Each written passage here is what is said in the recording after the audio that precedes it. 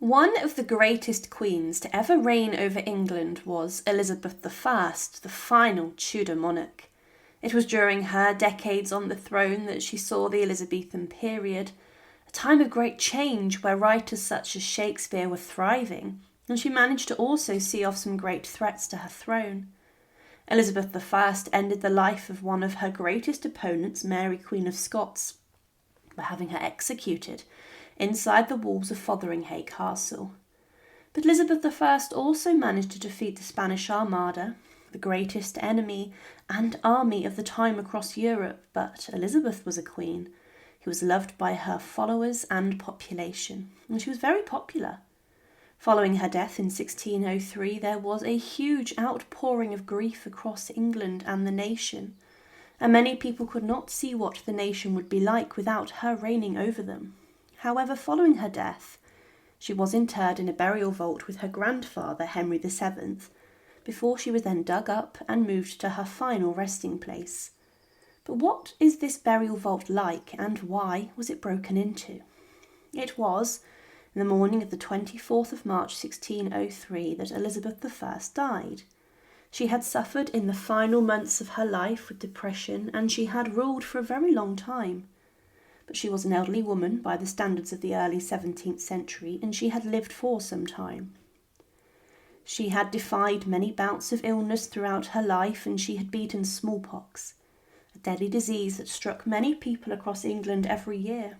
But one issue that Elizabeth's court had with regards to her death was what to do with the throne following her death. She did not have any children. Because of this, the Scottish King James was invited to reign over England and Scotland, and he was the son of Mary Queen of Scots, the very woman that Elizabeth had executed. Elizabeth I in her final days was very depressed, and she often was very vacant and seemed deep in thought. She was contemplating the executions that she had ordered, and this included the execution of Mary, and she believed that this would stop her getting into heaven because she had sanctioned the execution of another anointed queen, who many believed had been sent by God to rule the Scots. But Elizabeth I was almost 70 when she went onto her deathbed, and she was accompanied by her closest friends and servants, and she was then attended on by the Archbishop of Canterbury. He offered the Queen spiritual guidance, and he told her that she would rule again in heaven as a queen.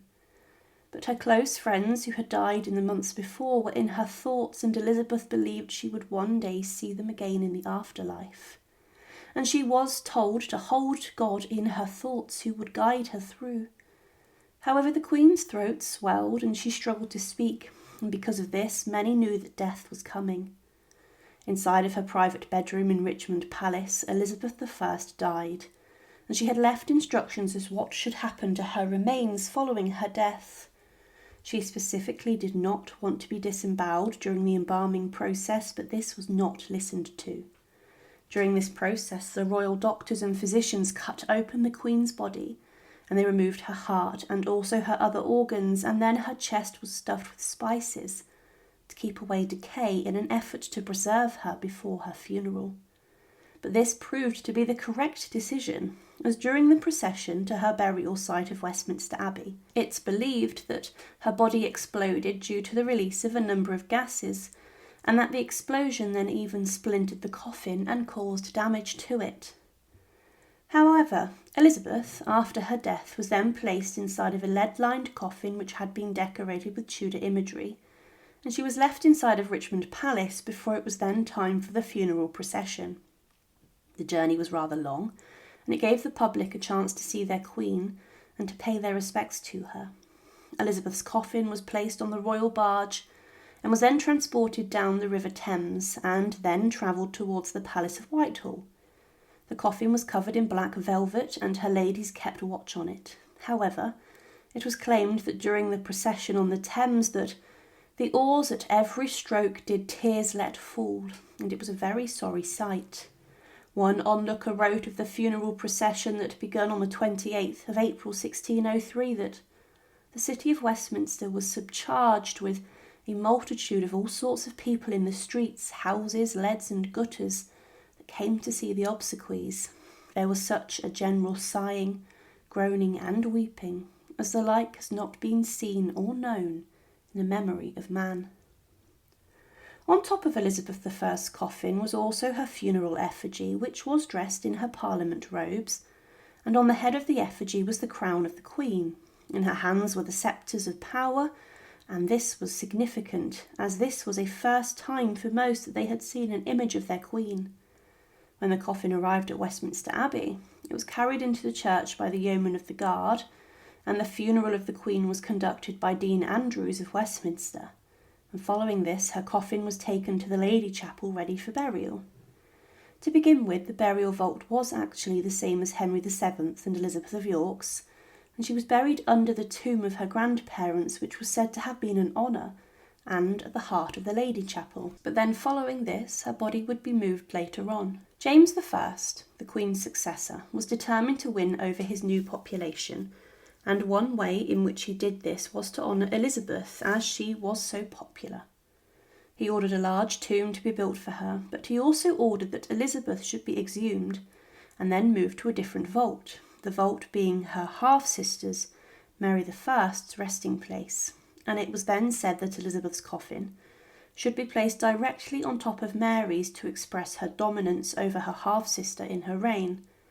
This tomb for Elizabeth is huge and is still there today, and she was buried in a room opposite her rival, Mary Queen of Scots. It was said that 46 shillings and 4 pence was paid for the removal of Elizabeth's body, and then for the reburial in the new vault.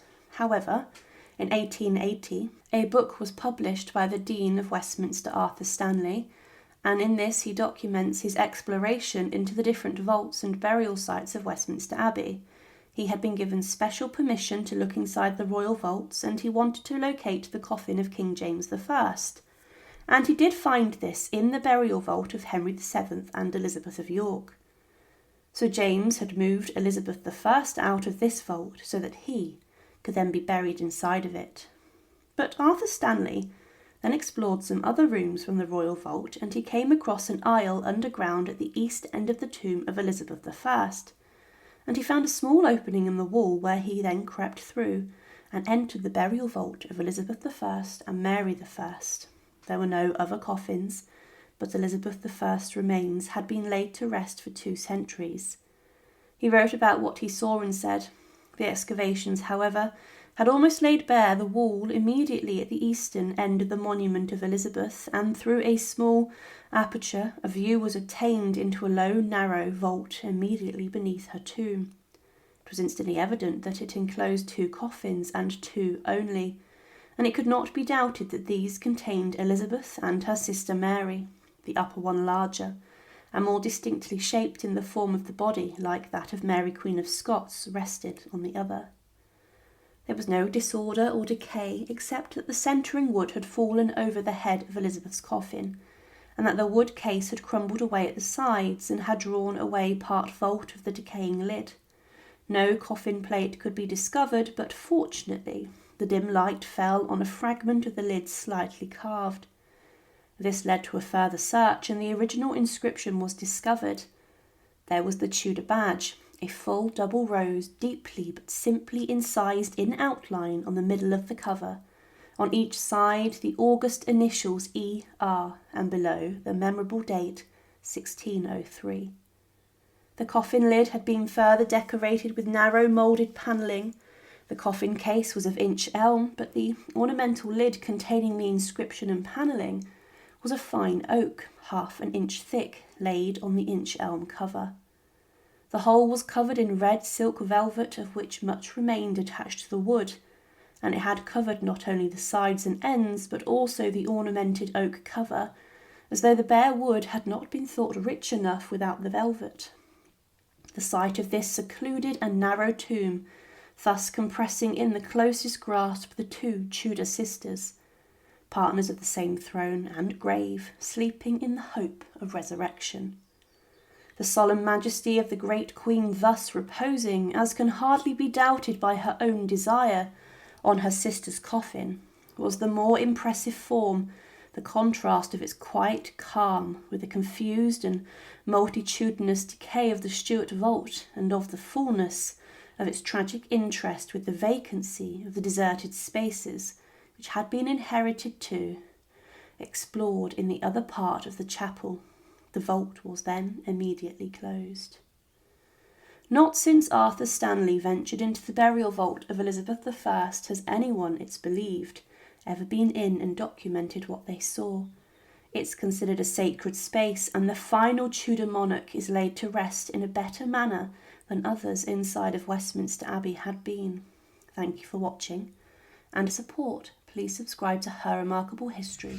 Thank you.